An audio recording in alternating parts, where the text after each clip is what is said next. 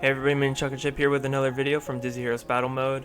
So today's update day. I'm either posting this today or tomorrow. I haven't decided, but it's March 31st. It's update day, which means I will not be doing very much in the game until after the update because it doesn't really make sense to do anything until they've updated it. Because usually when they update, they add like things to trials, they add things to the port, and they add some other things like right now it's a level increase, so there doesn't make sense for me to collect any of the daily quests because I will not be able to level up until after they increase the level cap. But with that said, this is a short and sweet video about my biggest gripe with Disney Heroes Battle Mode. So like, the game's fun, characters are great, I love playing it. It's one of like my big things I use when I'm stressed, and it's something that I enjoy playing every single day, and I love the community that I have around me.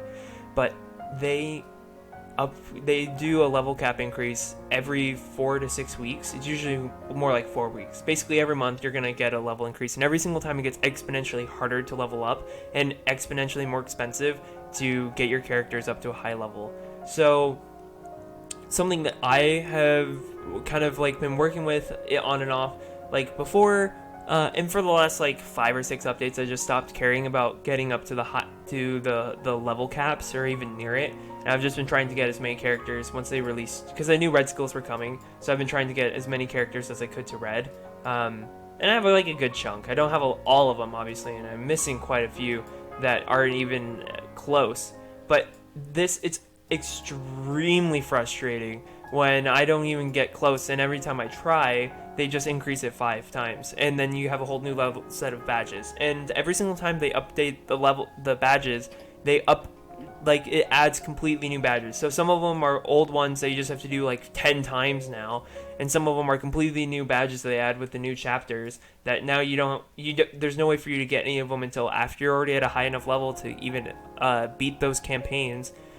Extremely frustrating. Like, I don't want this to just be like me bashing on them the whole time, but it's extremely frustrating. It's something that I'm constantly frustrated with. Every single time an update comes out, I'm always worried they're going to update the level cap and the badges, and I'm just not going to get even further behind because I'm not spending $10,000 every single month on the game. If I get to the point where I can make money off of these YouTube videos, I would love to be investing it in the game so you guys can see it. But again, I'm making this for not people that not so that you guys can see what people that spend all their money are playing with, because that's not as fun for me. I like those videos for other games because I'm like, man, like if I had $1 million and I had like no responsibilities to spend my money on, then I would love to just spend all of it here, but that's not realistic. So those kinds of videos are good for fun, but they're not informative to me, because I'm not like, man, like, oh, I'm seeing someone who has all this money to put into a game. It's like I love watching creators for Star Wars Galaxies of Heroes, but all of them are the kinds of players that are investing a ton of money or have in the past, so they're quite a ways far ahead of just like me, who's just playing for fun. I don't spend any money in that game. It's just something that I have kind of going in the background. But like here, it's like there are some content creators out there that you can watch if you want to see like what the maximum amount of money you can spend in the game will get you on a regular basis. But for me, I'm making content for you guys who are kind of like me. Like, you might spend a little bit here and there when it seems worth it.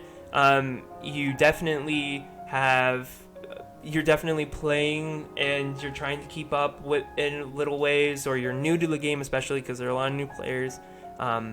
And I want you guys to enjoy watching this and not feeling like I'm at a level that is unachievable. Yes, I've been playing for a long time, and yes, I do spend here and there, but I don't spend a lot, and I'm really trying hard not to feel like I'm falling behind all the time, because I really do enjoy the game. So having a really good community has really been helpful in that. So where am I trying to go with this? I've talked to a lot of people in my guild, and I've been working through couple different things and falling behind pretty hardcore because I've been trying to get all these characters up to red.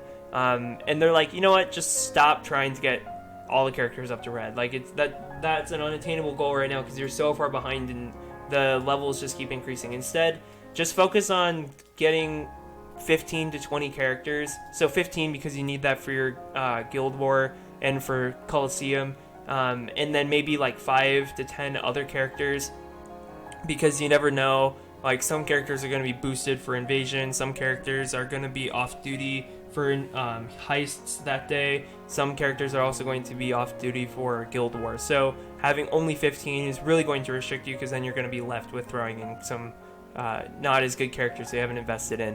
So what I've done is I've kind of like decided, you know what, I'm kind of off the train for getting all of them up, and so I will be personally working on getting, you know, those 15 to 20 characters, possibly 25 if I'm able to handle it, up to the highest level and keep them up to date. And then once I get it there, then I can go back and start getting other characters and feeding some of them in, like some of the newer characters that I would like.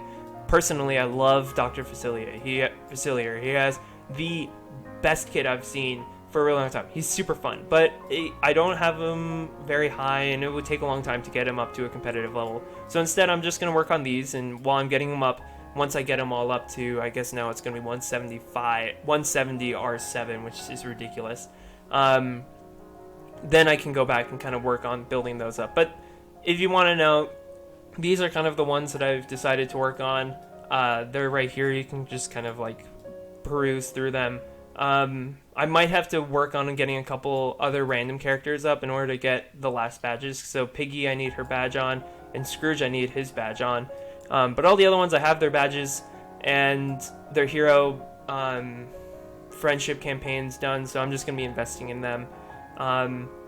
Though my thought overall, no matter where you are, this is something that I've kind of tested with. It's not worth it. Okay, so after I've done like a 4-month experiment, it's not worth it to just keep trying to get characters up to a relatively competitive level and then just like kind of working on getting all the newer characters and the ones that are actually worth investing in up. There's just the game moves forward too fast. So especially if you're in a lower server that has a lower level cap and you're trying to stay competitive, I would say pick 15 to 25 characters. Keep watching mine, because I'll keep posting team comps. They won't involve most of these newer characters or some of these other ones, just because I don't have them and I'm not gonna have time to invest in them. So it's not worth it for me to show you something that isn't going to be as helpful for you, because I haven't invested in them. But for as much as possible, I'll try to keep up with the newer characters and tell you kind of how I'm seeing them and how I'm seeing them being used, and how my friends in the guild are using them. But if you are just going to be a light spender, having been on another side where I'm trying to keep my whole roster competitive, I would say follow my advice, learn from my mistake, because I've fallen so far behind from a lot of my guildies. Even though my level is at max, my characters aren't anywhere close to it. So my recommendation: invest in like 15 to 25 characters. Decide on that from here, and kind of accept the fact that some of the characters are going to get phased out over the course of the time that you're going to be investing in them. And once you get like that solid 15, core 15 plus 5 to 10 extras, then go back and kind of work on some of the newer ones. See what your other guildmates that have been investing a lot, if you do have those, have seen in some of the newer characters, and which ones are worth investing in and which ones aren't. Or go back and see some of these characters that have a lot of use, that can be good counters. Like Hiro Hamada has been in the game for a super long time, and he shows up all the time as a good counter. Up until recently, I had stopped investing in Maleficent, but I started reinvesting in her because she started pop up when Beast became really important, because she can sap, like I showed it in one of my previous videos. So those are my thoughts on the game right now. That's kind of my approach for the future. So keep that in mind when I'm going through videos, that you might see some characters that I'm using in team comps that are just super strong compared to the rest of the team, and it's just because that's where I'm at, and that's kind of how I'm going forward. If you do have any questions, leave them in comments. I'll continue to make content as much as possible. My goal is not to slow down there. Sorry, there's been a little bit of a gap. Real life happens, but going forward, I'll be trying to keep up with the one-a-day videos. And with that, I will see you all in the next video.